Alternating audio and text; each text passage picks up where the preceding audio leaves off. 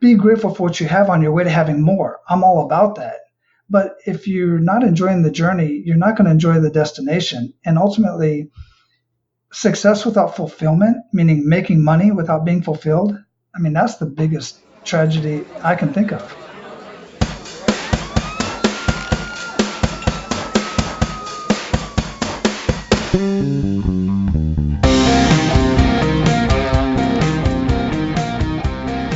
Hello, folks, and welcome. Today, I'm excited to be joined by Wally Carmichael in the Mastermind. Wally is the host of the Men of Abundance podcast, a show for men who strive to be abundant in everything they do in family, faith, finances, and fitness. A former Army combat medic, Wally spent 25 years on active duty. Now, he interviews men, women, and couples who are truly living their life of abundance and have a powerful message to share. Wally, welcome to the show, my brother.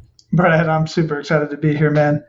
Yeah, I'm pumped to have you. I know that I had the opportunity to be on your show a couple weeks ago and record that episode, and instantly I was like, all right, well, we got to get Wally on the Millennial Mastermind because we just hit it off, and I think that you and I are very aligned in a lot of the ways that we look at life and think about life and entrepreneurship and contribution. So I'm pumped to dive into your journey and learn some more from you. Excellent. Sounds good. Let's get into it, man. So I want to start off with diving into your story a little bit further. So I mentioned, you spent 25 years on active duty as an Army combat medic. You got the podcast going, but I want to dive into kind of how these things, what the timeline looked like, how these things kind of came about. And so maybe if you could start when you're coming out of the Army, or maybe there's pieces of that are important for you to mention. But how did this podcasting journey start for you, and this entrepreneurial journey come about? Yeah, so it is important to kind of go back several years, but I'll condense it. I've been entrepreneurial mindset since I was a kid. So I can remember as far back as junior high school here in the U.S. Junior high. So. And then, joined the military to really travel the world, get some education and stuff, because I dropped out of college because I didn't have any money to continue college. And my uncle said, join the Army, you'll get some education along the way and travel the world. And I said, not no, but hell no. Had no desire. Long story short, obviously I did. And along the way, even though I was on active duty, I started several business ventures. And I mean everything from baseball cards to satellite business that I started, actually services and installation and everything. I did that actually in Iraq, even MLM. I mean, you name it, affiliate, all kinds of stuff.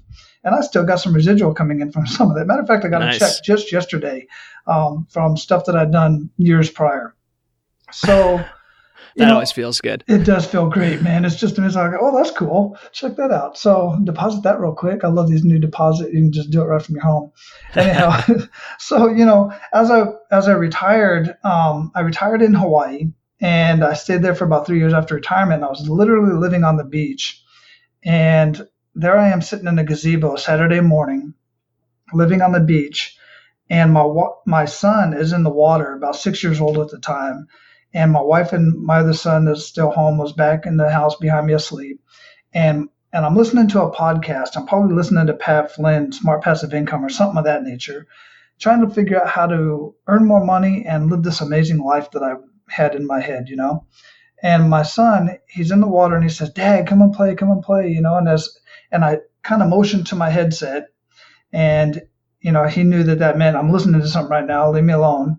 And when his facial expression changed from excitement to disappointment, I just get emotional about it. Every time I say this, it was like a rock hit me in the back of the head, which was actually my wife's voice, who I'd heard many times before, saying, Wally, what the hell are you chasing? And because I would come home from work, even on active duty when I was home, put on a suit, go out and go door to door and sell Amway or something, or always online when that came about, trying to make some money. And yet here I am, Brad, sitting in Hawaii on the beach, beautiful Saturday morning, earning a six-figure income, not a large six-figure income, but I have my retirement coming in, my other benefits, and I was working a full-time job back at the place where I was at, where I retired at, a JIS 11 pay, which is pretty darn good, and living in Hawaii. what else did I want? Healthy kids, one off doing his own thing. And that's kind of the start of where the podcast got started, because that day I put my headset down in that moment, went out and played in the water with my son for about 40 minutes or so. And at the time, I know I didn't use the words that I'm living a life of abundance, but what started happening was when I started being more grateful for everything I currently had in my life, and realized that for my entire adult life, I had been ungratefully chasing a 6 and 7 figure income. And that's what I wanted. That was it. 6 and 7 figures, because that's what everybody says. You want 6 and 7 figures, blah, blah, blah. That's what I had in my head. I didn't realize everything I had in my life already. And once I started enjoying that and being grateful for what I currently had, so much more started coming into my life. Better relationships, better connections, more resources. And I got invited to an event that was there on the island. About 30 of, maybe 25 or 30 of us. One of the original cast members from the original Hawaii 5-0 was there with us.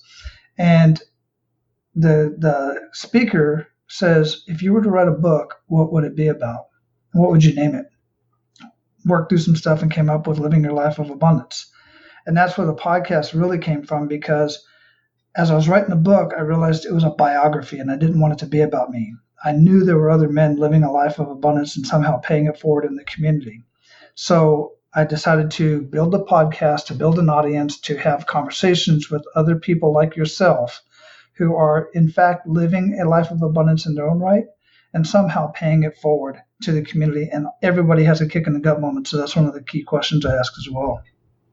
Dude, I love it. And it just resonates so strongly with me. And it's a message that I need to be reminded of constantly, because, I know that for myself personally, I always find myself in that mindset of, chasing the next thing, chasing the bigger income, the bigger business, the product that's going to change the lives of the people I serve, but also my own life. That it's so easy to look selfishly on it and to forget to be grateful for what you already have. So it's always great to be reminded of that and hear it put in such eloquent terms from somebody else's perspective, because it's a lot harder to actually remember that stuff ourselves. The fact of the matter is I have to remind myself on a regular as well, which is so cool because I get to have these conversations every week for my show. And then once in a while I'll get on somebody else's show and still get to have the conversation. So this is a reminder to me as well regularly. So you start this podcast, Men of Abundance, and you realize you wanted to start highlighting the stories of other men who are living that abundant lifestyle, or other people. And you start creating content and putting out in the world. Where does it go from there? How did it grow into the business that you have today? Right. So that was this is truly one of those things that you say was by accident. I had no idea what was going to happen. My sole purpose was to have these conversations to put into a book, which still 3 years later still isn't actually complete. It's not published. Let's put it that way. I've got pieces and parts of it all over the place. Yeah. But because I got sidetracked, because I started about 6 or 8 months in, I started getting contacted by a few guys who said, "Hey, Wally, do you coach? Would you coach me in living a life of abundance and living this life that you speak of and, that you're obviously living?" And I never made any assumption. I never let people believe that I'm a multimillionaire or anything of the sort. I'm just a man who is finally living my life of abundance in the way I want to live. So others wanted more of that, and they wanted that for themselves. And quite frankly, I was just very blunt with them. I said, I have no idea how to do that. I wouldn't know where to start. And so then a spouse contacted me. This woman contacts me and she says, "Look, I've been listening to your show. Love it. My husband makes plenty of money. We have no problems there. Problem is when he's home, he's not home. He's just not living. And we are, but he's not. And I want him to live with us," type of thing. It just broke my heart. And I was like, wow. So now I'm obligated to do something about this. So I hired a coach to teach me how to coach. I hired a coach to show me very meta. I hired a couple of coaches, actually, one to kind of teach me So more about this, abundance mindset. And I was reading book after book after book, and Tony Robbins, and I mean, you name it, and all kinds of stuff. And then I hired a coach to teach me how to set up a coaching business, because I had never really done anything like that before. And then I got connected with who is now my mentor, that episode just dropped today, as a matter of fact, on my conversation with my mentor for the last year, Carl Bryan. And he said, look, Wally,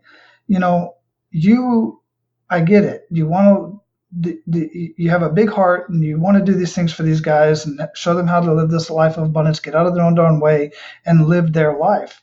But of those people that are actually willing to pay you to do that, who are they? What do they do? What's their vocation? And it all came down to the fact that they're all business owners, entrepreneurs. And entrepreneurs and business owners, quite frankly, are willing to put money down to get a return on investment. Not just a good feeling.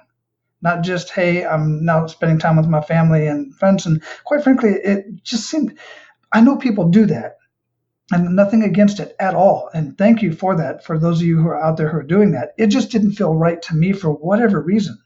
I just needed more, and I just didn't feel comfortable moving forward with that. So I integrated the abundance mindset with what I already knew about business and marketing strategies. And Carl connected me with his network, and now I'm networked with like 300 other business strategists around the world. That's what I do. I connect with business owners to show them, to teach them and coach them on, and sometimes consult on business and marketing strategies. But oh, by the way, while I'm having conversations with them, I'm enhancing their mindset, because 80% of it is mindset. About 20% of it is strategy. I mean, actual mechanics. And it's true time and time again. So I'm honored to have these conversations and be able to get in not just the minds of the business owner, but sometimes even the employees. And occasionally, if I get to know them well enough, or get to have conversations with their families and whatnot, then it trickles into their family as well. Yeah, that's really cool. The old bait and switch, get in with the strategies and then fix their mindset while you're at it. Well, the way I look at it, exactly, it is kind of that, but in a good way, because what happens is I give them what they want, I sell them what they want, but once we're working together, I give them what they need. Because most of them, I always say, what do you feel? What do you feel is holding you back? What do you feel is the problem in your business? I always ask it that way, because that's what they feel. That's not what's actually the problem with their business. 9 times out of 10, they say, I need more leads. No, you don't. You need to convert the leads you already have. You need to bring the customers you already have back in and sell them some more stuff that they need, because they want more of you. You're just not offering it. Right.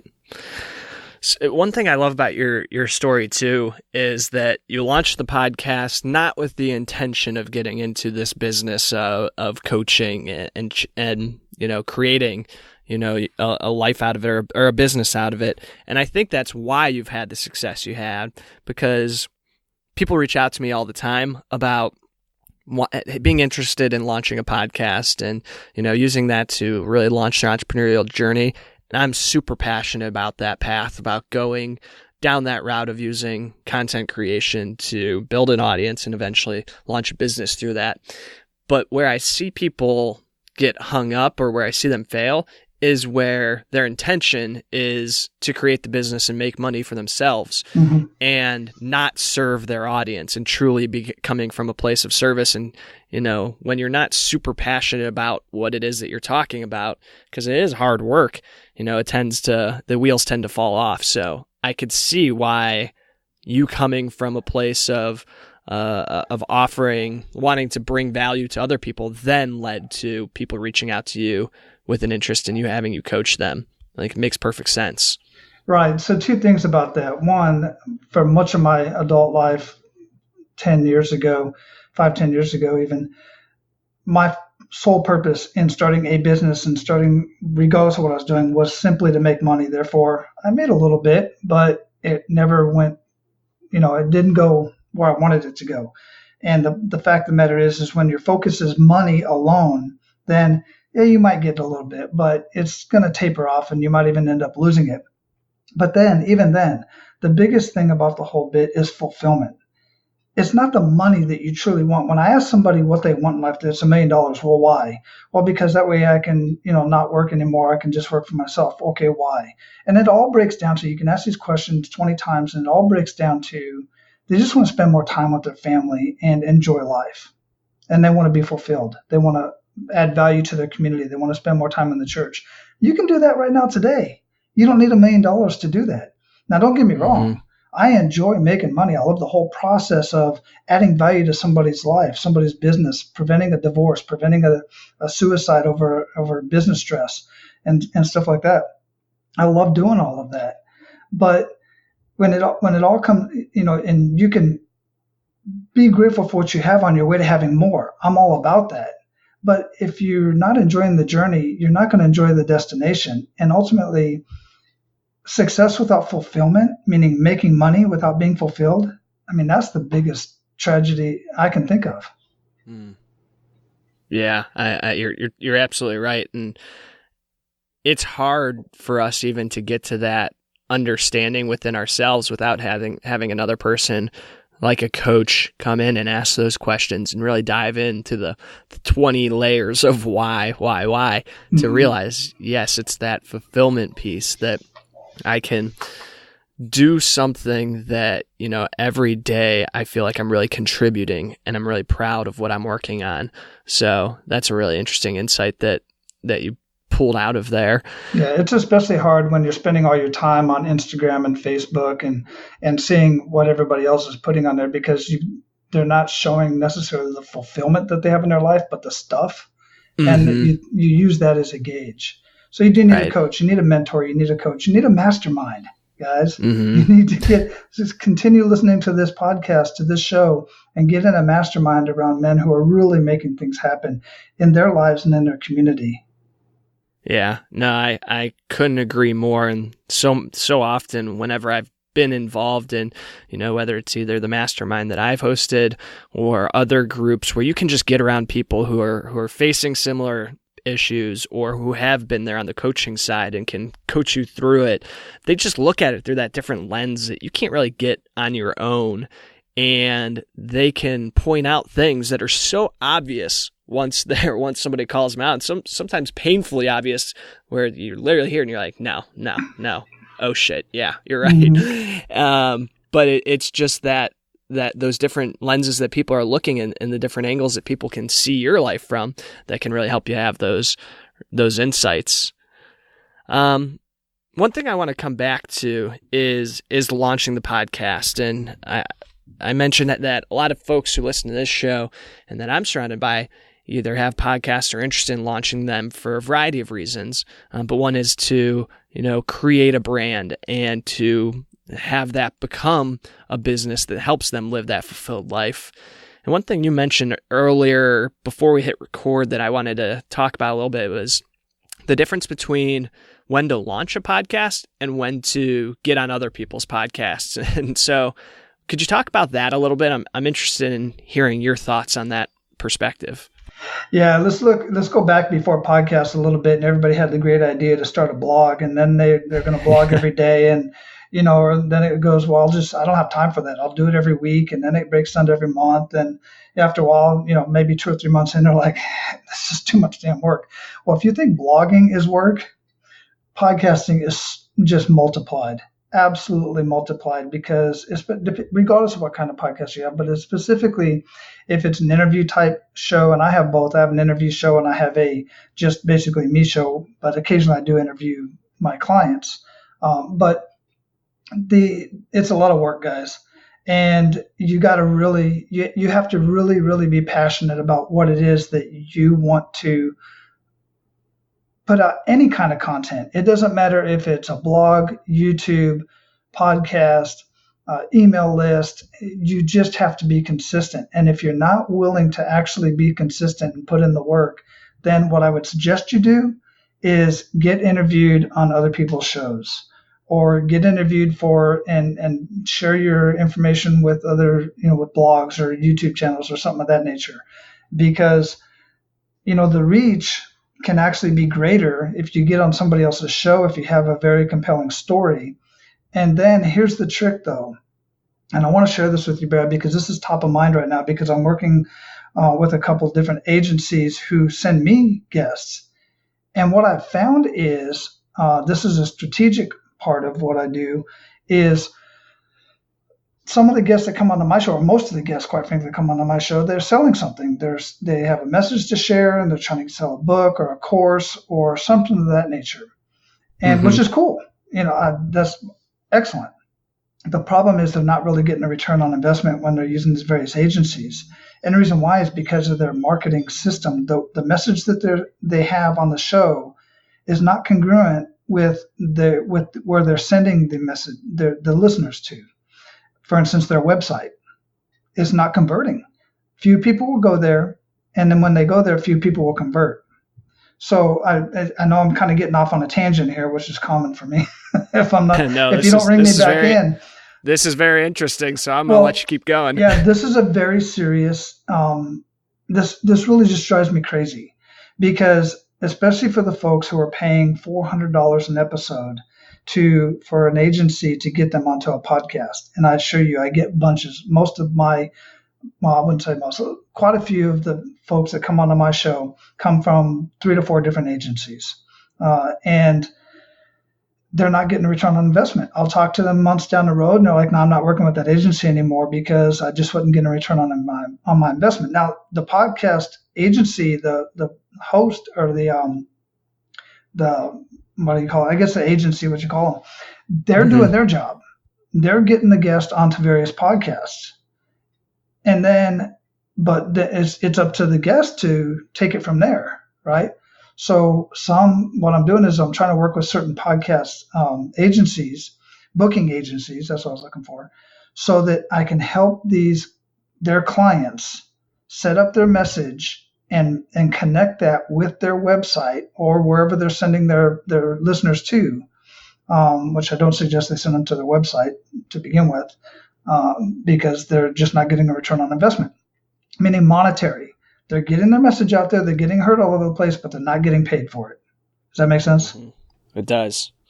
So where do you suggest that they point folks to then, if it's not their website, or how do you suggest they leverage those episodes or those interviews to really make the most impact? Yeah, in most cases, I suggest that they send them to a squeeze page of sorts, either a squeeze page standalone by itself, or a type of squeeze page that's on their website, but not to their home page.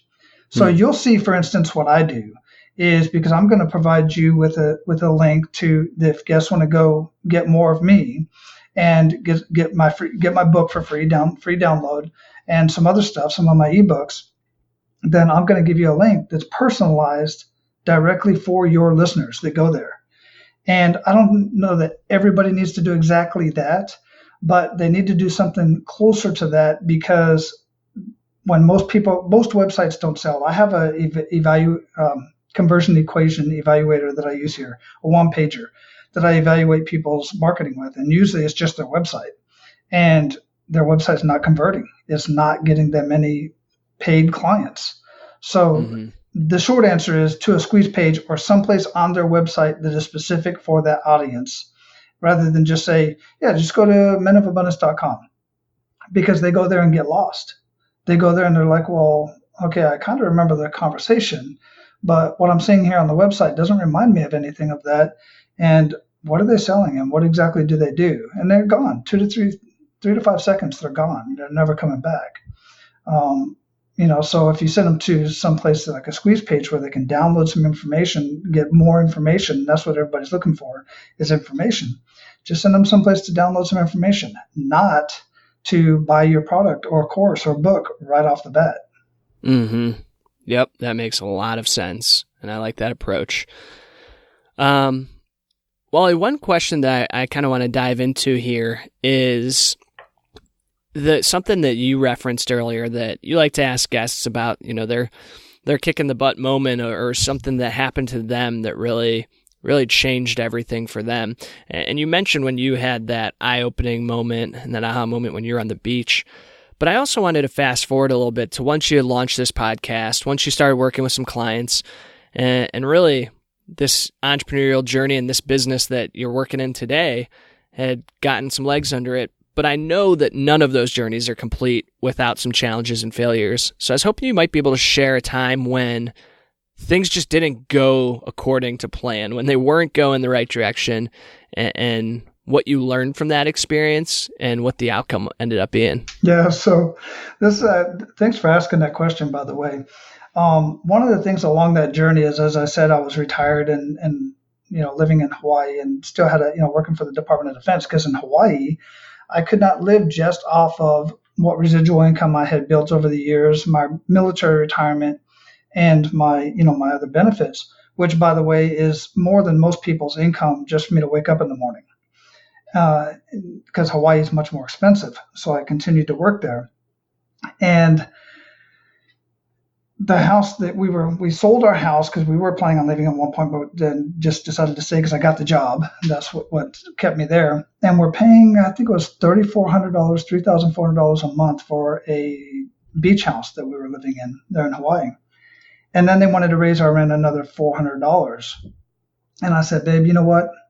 I just can't justify this anymore. Love living in Hawaii, love living on the beach. We've been here 10 years. I think 10 years in paradise is good enough. So when the lease was up, we decided to keep my job, and I stay there in Hawaii. My wife and kids come here to Florida, get settled in, and live just off of my residual income in retirement and everything else I built over the years.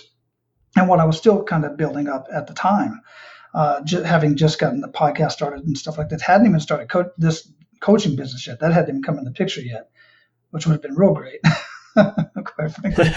So anyway, send the family back, and I stayed there. I rented a room in another house, and it was a weird situation. People generally weren't there, but I rented this room, and I think I was paying about $2,400 a month for this room, just a room. But I had access to the whole house. And then I was going to do it for 12 months. And about 5 or 6 months in, I was like, this is enough of this crap. One, I didn't retire to be away from my family. I was flying home every other month. And I was driving Uber and Lyft at the time, just enjoying it because I was by myself. I didn't have anything else to do, and I really enjoyed doing that. And finally I said, you know what? I'm done. I'm not going to do this anymore. I have to take drastic measures to get the heck out of this situation. So what I did was I gave up the house. I gave up the keys on May 1st of 2018, and I handed the keys over to the landlord, and I hopped in my truck and I lived out of my truck. And I ended up living out of my truck for 43 days. Now, I still had a full-time job. I put all my stuff in storage that I didn't already have sent home. And I lived out of my 2011 Toyota Tacoma out of the back seat. And I lived wherever. And the funny thing is you'd think you could just park somewhere because you can park overnight just about anywhere and sleep. Wrong answer. If you can park there, but if you find out you're sleeping there, the cops come pounding on your door. And that pound that cops have. And so I really didn't sleep much for that entire time. And it was really a kick in the gut. It kind of, and the whole time that's when I actually, during that time frame actually, is when I started building this coaching business. I used to go sit in the lobby of a hotel, nice hotel, and use their internet on my computer.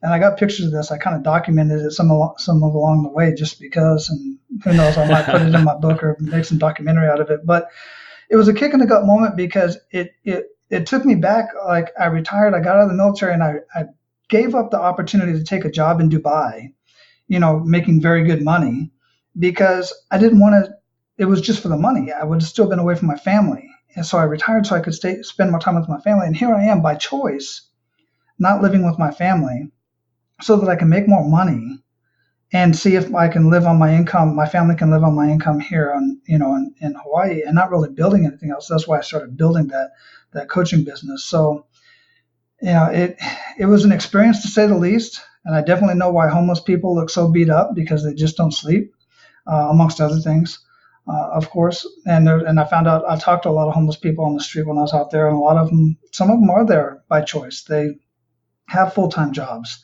They just can't afford the housing in Hawaii. But others really are down and out, and they're just broken. And I hate to see a man that's completely broken and beat up to that point to where he feels there's no way out. when for many of them there really are, but it's just hard. Yeah, that's a wild chapter of the journey. And I'm sure that when you're finding yourself, living out of the truck, you're plugging into the hotel Wi-Fi just to be able to start building your business and having coaching calls and things like that puts things in perspective and really lights a fire under you. Is that what you experienced, that served as motivation ultimately to really get things moving? Yeah, 100%. I was actually going to do that for, like I said, I was going to live out of my truck for the rest of the time that I was going to stay there, which was at the time, I think another 4 months maybe. And I lasted a month and a half because it lit a fire under my ass. And it said, and I was like, Wally, it's not that I'm above that. Don't get me wrong. It's just I didn't like the situation. Living out of my truck wasn't as harsh as living away from my family. My ultimate purpose was to light a fire under my ass to build what I needed to build and do what I needed to do in order to live with my family very comfortably. And here I am. Now we're in our new house. At the time they were renting, and I'm in my home office and, living my life, man. That's beautiful. Well, Wally, this has been a fantastic conversation, and I love hearing your journey and what you've learned along the way and your insights about podcasting and business in general. So let's tap into some of that custom link strategy that mentioned earlier. Where can people find you if they want to learn more, if they've been interested in this conversation and they just want to hear more about what you have going on? Yeah, for sure. Just one link, man. That's all you need is at menofabundance.com/MMM. And that's all you, man. I'll have a personal video over there. And the reason why I'm using my website on it, incidentally, is because I like to drive traffic to the Men of Abundance website. I've got my business website for my business strategies and all that stuff, and it's doing great. But ultimately, I want to serve men and women, and I want to get that message out there of all the other folks that are on Men of Abundance. So that's just another strategy that I use rather than tell people just about my business. I want to tell people about my cause. It links people to my business. And if not, they get something out of it either way. I love it. Well, Wally, thanks for taking time to connect with us today. I'm glad that our paths have crossed, and it's been exciting for me to get to know you, and I've fallen along the Men Abundance podcast and love what you've got going on over there. So highly recommend that people go over and check out your show, because you've got some really great stuff over there, some good guests, and just a powerful message. So Wally, thanks for being here today. Appreciate you, brother. Yeah, I appreciate you, Brad.